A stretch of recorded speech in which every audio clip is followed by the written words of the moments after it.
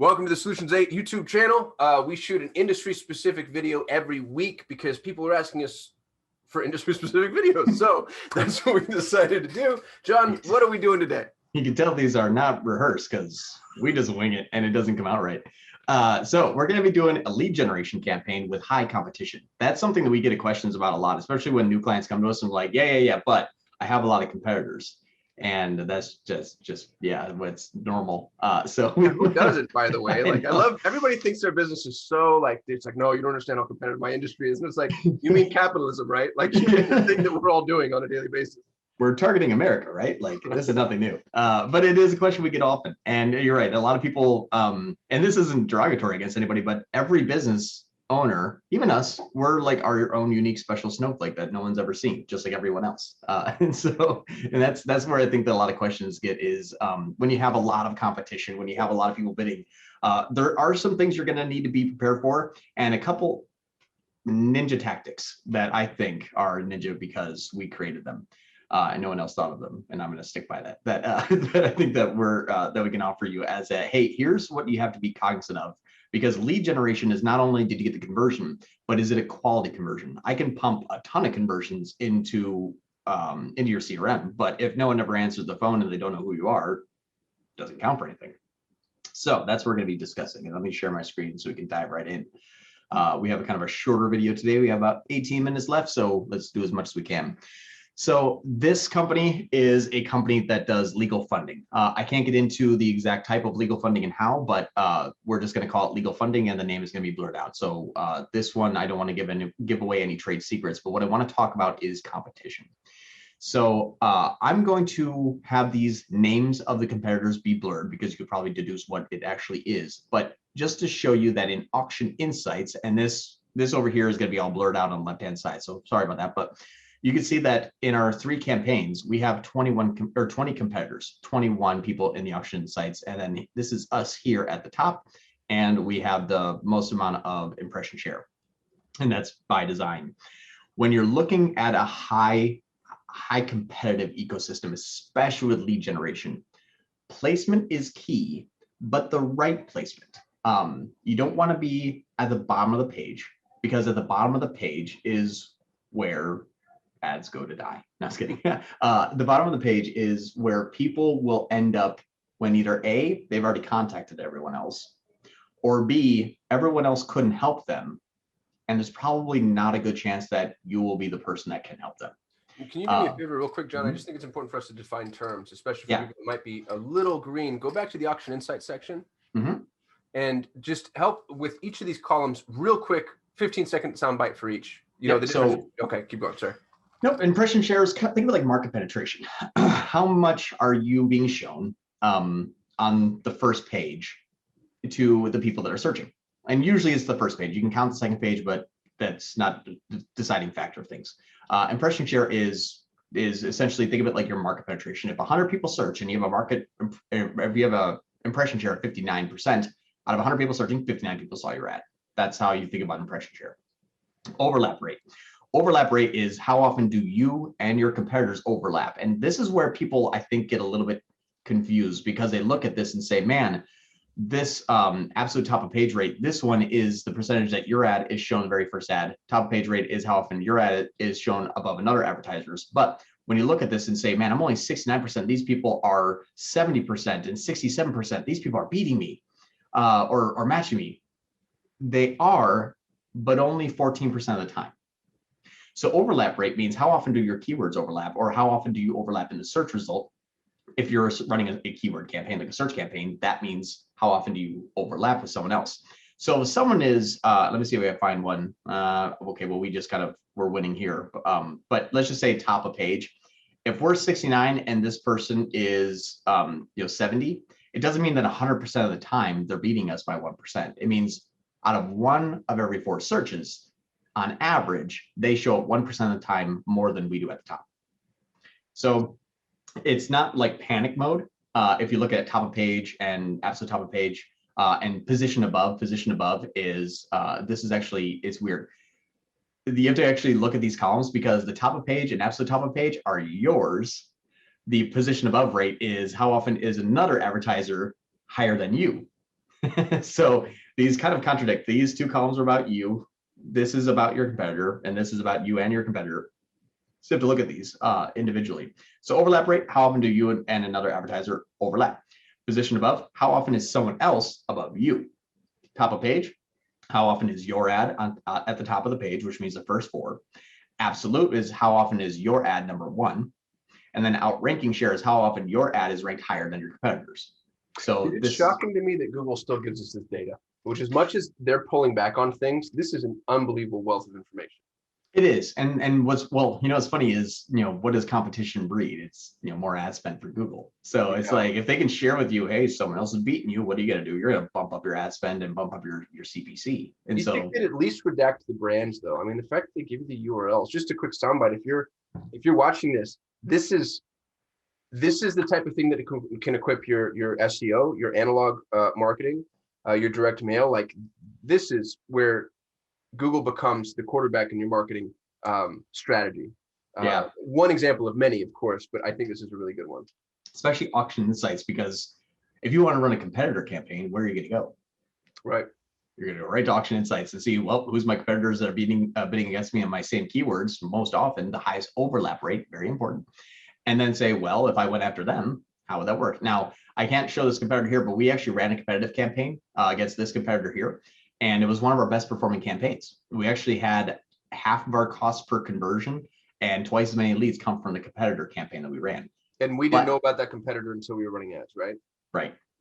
But then what we found though, is that the leads were closing at a very, very, very low rate. So actually you ended up pausing that competitive campaign. So it was our best performing campaign, but they didn't actually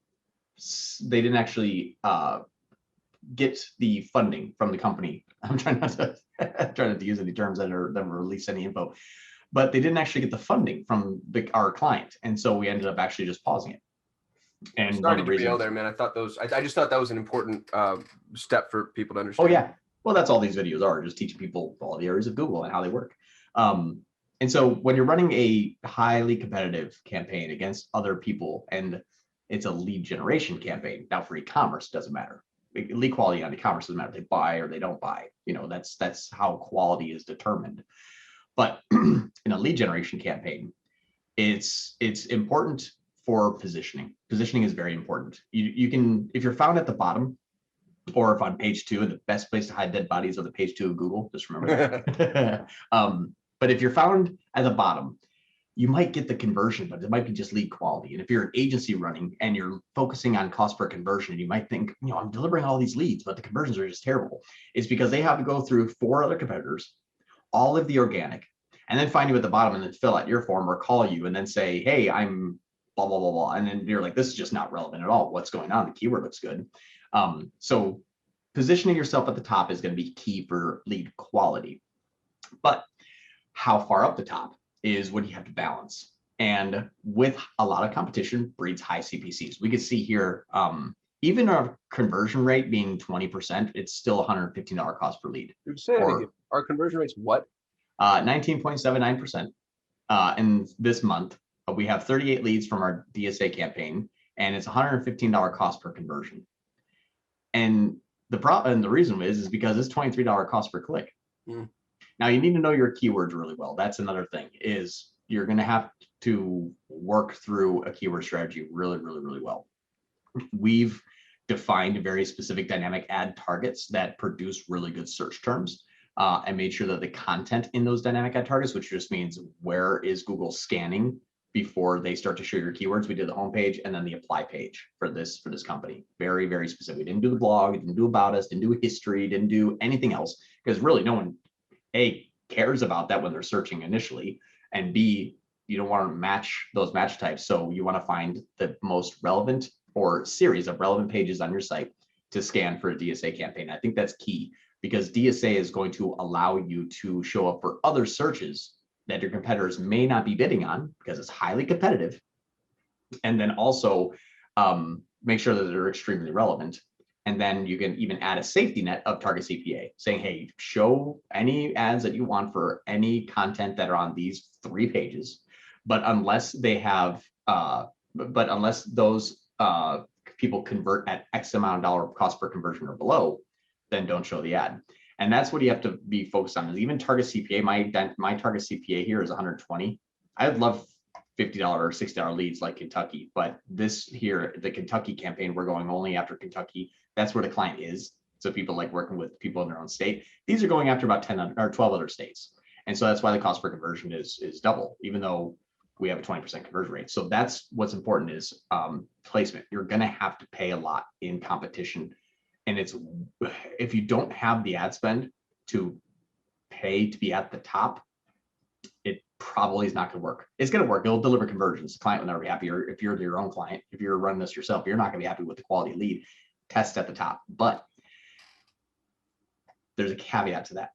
Oh, go ahead, Kasim. Well, so that was going to be my question from a technical perspective. If you're using target CPA, my fear would be that Google's going to find the fulcrum point, the inflection point where leads are the highest quantity for the lowest price, which is probably going to put you somewhere at, you know, the bottom of the top, right? Position 3 and 4. How do you then influence Google and say, hey, bro, I want to pay a little bit more to be at the top because I know the quality of the lead is going to be higher? Going to increase your target CPA.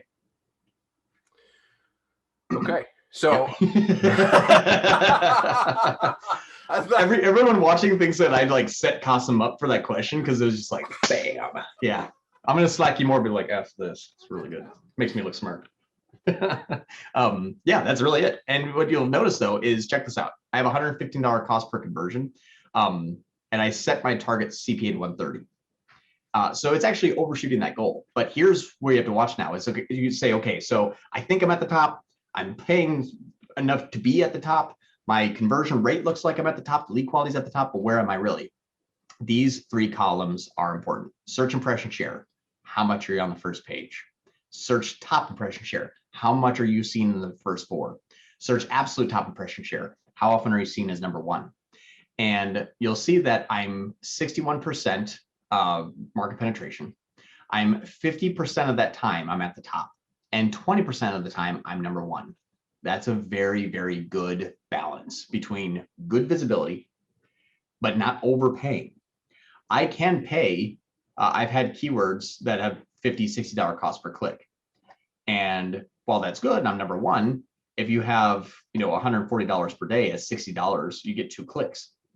Now your volume, you might have 2 great quality leads, but they were expensive and your volume dropped. So you got to find a balance between how often can I be at the top?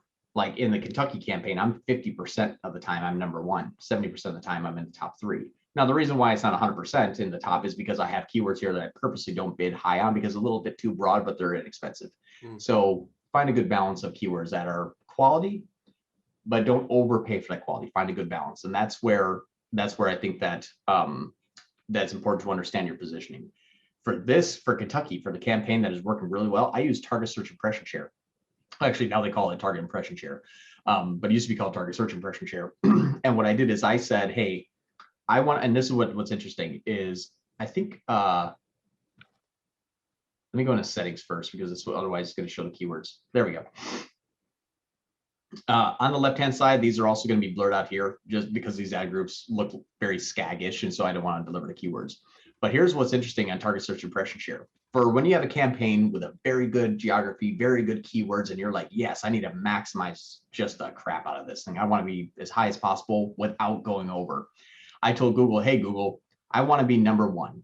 I want to be at the absolute top of the results page. So this is where I thought you were going to go. I thought you were going to segue from target CPA to absolute top. Sorry, keep going. No. And that's what's interesting is because this campaign is going after 1 state with like 10 keywords with 3 ads. Like, I mean, we got this thing dialed in after like 6 months. We've tweaked just the ever loving crap out of this thing.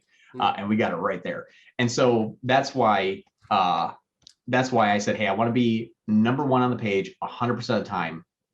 But I don't want to spend over $25 per click because these things can go $40, $50, $60.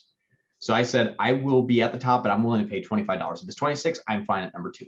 So I'm going to recontextualize this. I want to be number 1 on the page 100% of the time. Every time the CPC is $25 or lower. Right. That's definitely not 100% of the time, right? It's like you just put that in a very distinct box. And if somebody put $2 here, that means that they're just never going to show up.